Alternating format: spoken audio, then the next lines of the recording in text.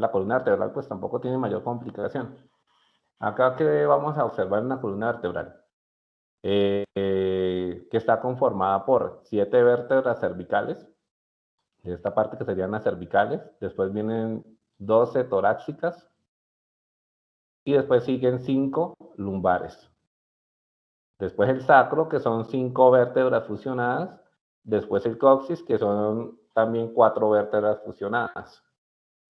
En las vértebras cervicales, pues la única que cambia es la primera, que se llama el atlas, y la segunda, que se llama el axis. Esas serían las dos primeras vértebras cervicales. Bien, y las curvaturas fisiológicas normales que tiene la columna. Entonces encontramos una lordosis que se encuentra a nivel de la columna cervical, encontramos una cifosis que la vamos a encontrar a nivel de la columna torácica, una lordosis que la vamos a encontrar a nivel de la columna lumbar, una cifosis que la vamos a encontrar a nivel del sacro, más que todo, y del pubis. Entonces ahí se me puede formar esa curvatura. Cuando se me aumentan esas curvaturas, esto sería lo normal, lo fisiológico normal. Cuando se vuelve patológico, entonces colocamos la palabra hiper. Entonces esta curvatura se me fue más hacia adelante. Esta se me fue más hacia adentro. Esta se me fue más hacia adelante. Entonces es cuando podemos ver las curvaturas patológicas en la columna. Vamos a ver las características de las vértebras. Entonces encontramos vértebras cervicales. Vamos a ponerle acá la número 1, que es la primera vértebra, que es el atlas. Entonces acá vemos esta imagen y esta imagen son las mismas, son iguales. Lo único es que esta está en una vista superior y esta está en una vista inferior. Entonces, estas dos serían las mismas, el atlas, pero en una vista superior, en una vista inferior. Y en la número 2, esta que es la número 2, entonces esta sería el axis en una vista anterior y este sería el mismo axis, pero en una vista postero superior. Entonces las vértebras, la primera y la segunda, tienen características diferentes a las otras vértebras. ¿Por qué? Porque acá vamos a encontrar esta partecita que es el tubérculo anterior y acá está el tubérculo posterior.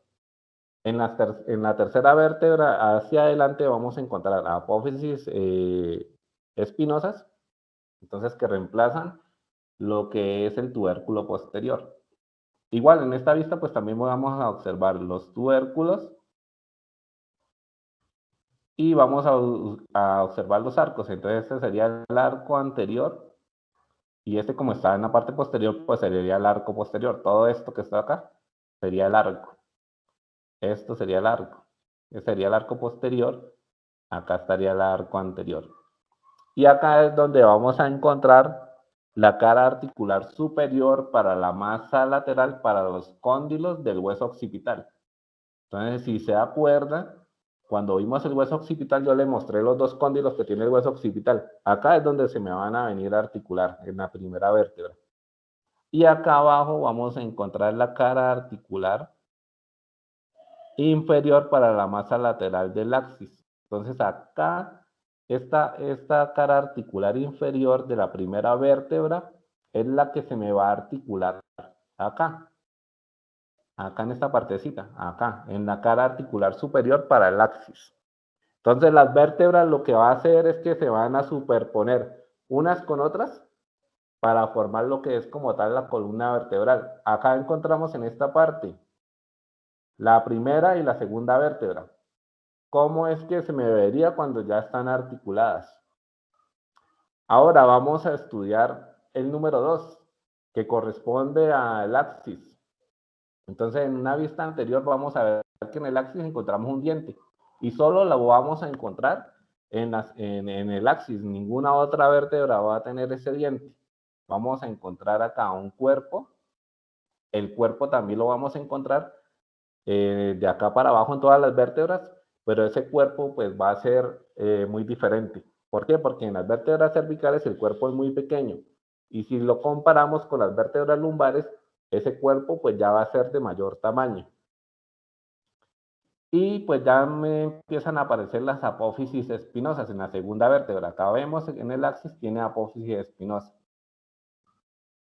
Y vemos las caras articulares inferiores. Entonces acá en esta cara articular ya vendría la tercera vértebra cervical. Entonces se me van superponiendo todas las vértebras. Y acá en esta partecita al lado del diente vamos a encontrar esta parte que se llama el pedículo. Mira, acá se los voy a encerrar para que vean cómo se escribe. Pedículo. ¿Sí? Porque yo he notado que a veces cuando pregunto el pedículo colocan que penica, bueno, colocan una gran cantidad de nombres y menos el que se llama pedículo, así se escribe.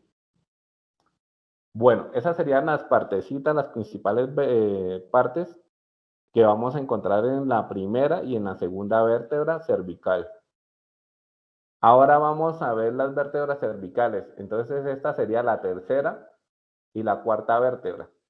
Entonces acá ya vamos a encontrar algunas semejanzas. ¿Cuáles serían esas semejanzas? Vamos a encontrar un agujero transverso. Entonces ese agujero transverso lo vamos a encontrar en todas las vértebras cervicales. Si ustedes encuentran este agujero en las apófisis transversas, de una vez nos vamos a dar cuenta que es una vértebra cervical. Agujero transverso, por ahí va a pasar la arteria vertebral. Todas van a tener estas apófisis espinosas. La C3 es una apófisis espinosa bífida. Tiene dos punticas, por eso se llama bífida. Y C4 pues va a ser una apófisis espinosa ya normalita. Vamos a encontrar que hay en común también las láminas. Estas serían láminas, láminas. De acá para abajo vamos a encontrar láminas en todas las vértebras. Y las caras articulares, tanto superiores como inferiores. Entonces, estas serían caras articulares superiores, caras articulares inferiores. ¿Para qué? Para que se articulen una vértebra con otra vértebra. Y el cuerpo vertebral que también pues va a ir aumentando de tamaño a medida de que pues vamos descendiendo. De las cervicales torácicas, ya las lumbares pues van a tener un cuerpo vertebral mucho más grande. Bien, esta sería la cuarta y la séptima vértebra. Entonces, ¿qué características comunes vemos? El cuerpo, que está acá, las apófisis transversas que están a los lados, acá a los lados, apófisis transversas. El agujero transverso, pues ya lo estudiamos, también van a ser características comunes. La apófisis articular superior. Exactamente, entonces apófisis articular superior, esta que está acá. Entonces, en las vértebras vamos a encontrar apófisis articular superior, apófisis articular inferior. ¿Por qué? Porque se me van a interponer unas vértebras con otras. Esta sería solo la séptima vértebra. Entonces, la séptima vértebra, esta parte que se llama la apófisis espinosa. Entonces, cuando ustedes se palpan la parte posterior de su nuca, hay un huesito que sobresale. Ahí se estarían tocando ustedes la apófisis espinosa de la séptima vértebra cervical, que se conoce como C7. ¿Y acá qué vamos a encontrar? Vamos a encontrar también esa apófisis espinosa. Acá encontramos dos láminas que se me unen y me forman la apófisis espinosa. Vamos a encontrar lo que son las caras articulares superiores porque esta es una vista superior. Todo esto sería el cuerpo. Entonces ya el cuerpo va aumentando de tamaño. Entre el cuerpo y la apófisis transversal vamos a encontrar el pedículo. Todas van a tener ese pedículo. Y apófisis transversas. Y este agujero que también va a estar presente en todas las vértebras, que se llama el agujero vertebral y por ahí es donde va a pasar lo que es la médula espinal. Bien, acá las torácicas, entonces acá la característica que vamos a diferenciar de las cervicales es que vamos a encontrar las caras articulares para las costillas, que se conocen como fositas. Entonces esta sería una fosita, esta sería otra fosita. ¿Por qué? Porque cada costilla se me va a articular doble. Entonces acá está la primera parte de la articulación y esta sería la segunda parte de la articulación. Acá vemos la séptima costilla. Entonces vemos que se me articula en la fosita costal superior, que queda al lado del pedículo, y vemos la fosita costal de la apófisis transversa. Entonces en estas dos partes se me va a articular la costilla.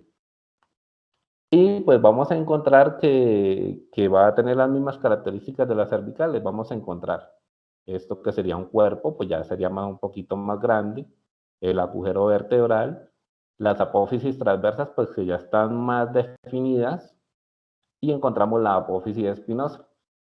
Estas serían las láminas, y acá arriba quedarían los pedículos. Entonces, todas las vértebras de acá en adelante van a tener su cuerpo, sus pedículos, sus apófisis transversas, sus apófisis espinosas, sus láminas, su agujero vertebral. Entonces, ahí ya queda muy fácil estudiar esas vértebras, ya es fácil aprendérselas. Acá ya serían las vértebras lumbares, entonces las vértebras lumbares es lo mismo. El cuerpo, ustedes pueden darse cuenta de que el cuerpo pues ya es mucho más grande, mucho más robusto, porque ese cuerpo tiene que soportar mucho peso. Entonces ya tiene el peso de lo que es la cabeza, todo el tronco, de los miembros superiores, entonces ya tiene que soportar ese peso. Y además, cuando alzamos objetos, pues ya son sobrecargas. Entonces, ahí es cuando empiezan las famosas hernias discales. Entonces, entre cada cuerpo vertebral, estos serían cuerpos vertebrales, entre cada cuerpo de vértebras vamos a encontrar esta estructura que se llama el cartílago o disco intervertebral. Ese disco intervertebral pues se protuye. Cuando se protuye es que me va a generar una hernia discal. Y esta hernia discal se me da por la protrusión del núcleo pulposo. Entonces, espera que se me perdió el cursor. Este que está acá en todo el centro sería el núcleo pulposo. Este es el que se protuye hacia afuera. Y al lado encontramos el anillo fibroso. Pues el anillo fibroso también, pero el que más se protuye es el núcleo pulposo. Y le hace presión a algún nervio que va pasando por ese sector. Eso es lo que se conoce como una radiculopatía. Entonces, generalmente cuando una persona tiene dolor en la cintura, que se presenta ese dolor en la cintura muy fuerte, y nomás con el simple hecho de toser, ya le genera una radiculopatía, una compresión nerviosa, entonces el dolor se le irradia hacia las piernas. Eso se llama radiculopatía, que es un dolor irradiado. Y pues vamos a encontrar las mismas características en las vértebras lumbares. Vamos a encontrar acá el agujero vertebral, vamos a encontrar los pedículos, las apófisis transversas, estas que serían las apófisis articulares superiores, y estas serían las apófisis espinosas. Sería lo mismo. Lo único que va cambiando es el tamaño de la vértebra. Y ya por último, en la columna vertebral encontramos el sacro y el coxis. Entonces tenemos que saber identificar el sacro y el coxis si están en una vista anterior o en una vista posterior. En este caso, por accidentes óseos, cuando yo veo el sacro, que esta parte es totalmente lisa, que no hay ningún accidente óseo, digo, está ubicado en una vista anterior. Pero cuando lo miro acá y veo estas estructuras que son las crestas sacras medias y las crestas laterales, entonces digo, ya está ubicado en una vista posterior, solo con las crestas. Igual ustedes pueden, por otros accidentes óseos, identificar si es anterior o si es posterior, ¿sí? Eso es un ejemplo. ¿Qué estructuras vamos a poder observar en el sacro en una vista anterior? Pues los agujeros sacros anteriores, que vienen siendo los mismos sacros posteriores, porque lo único que cambia es la vista. Agujeros sacros anteriores, agujeros sacros posteriores. El promontorio, que está por encima de la cara articular superior para L5. L5 pues viene siendo la última vértebra lumbar. Y en la parte inferior del sacro vamos a encontrar el coxis, que está fusionado por 4 huesitos. A veces la literatura encuentran que son 3 huesitos, de 3 a 4 huesitos. Y acá importante esta cara articular, que es la cara articular para el hueso coxal. Entonces acá es donde me va a venir a articular el hueso coxal y me va a formar la articulación de toda la parte de la pelvis, me va a formar la pelvis como tal. Esa se llama articulación sacroiliaca, pero ya cuando vamos a articulaciones, pues ya vamos a ir dándole los nombres, ¿sí? Irnos despacio en cada partecita.